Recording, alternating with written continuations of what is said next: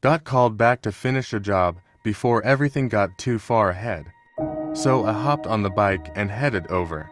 At that point, it just felt like another day. Another task to complete. Nothing out of the ordinary. By the time I got there, it was simple. Pick up where I left off. Same yard, same ground, just finishing what was already started.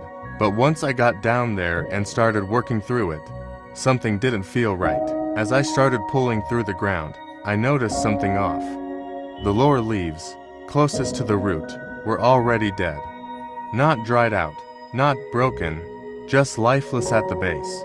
And when you've been around plants enough, you start to recognize when something isn't natural. I found out it had been sprayed before she got her dogs. And just like that, everything changed. Because now I'm not just looking at plants anymore. I'm looking at what this ground has been through. And it doesn't matter what a plant can do for you if the ground it came from has already been compromised. People see things growing and assume it's good. If it's natural, it must be safe. But that's not how this works. Not everything growing is meant to be consumed. Environment matters. Soil matters. History matters. You stop and give thanks.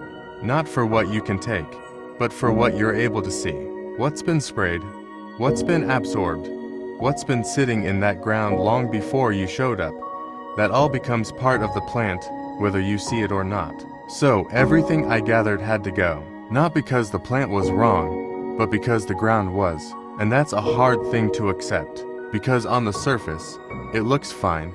It looks alive. But appearance doesn't tell you the full story. Awareness does. Even in the middle of the work, you stop. You acknowledge. You can do everything right. Move with intention. Even give thanks, and still have to return it to the earth. Because awareness has to come before consumption. Not everything is meant to be taken. Some things are meant to be understood and left where they are. And out here, you start noticing more than just the ground. You feel it in your body. The way your pace changes, the way your energy drops. The heat shows up, so you adjust. Maybe that means changing clothes. Maybe that means slowing your pace. But you don't fight it. You work with it. Because if you're not paying attention, you'll push through something you should have adapted to. Because how you operate matters just as much as what you're standing in. And if you miss that, you miss the whole thing. We're already in triple digits, and it's still March. So this isn't just about one day of work. This is about how you start moving differently from here. And even beyond that, start paying attention to what's above you too. The same way you look at the ground, look up. There's more going on than most people notice. So stop and give thanks for having eyes that see and ears to hear.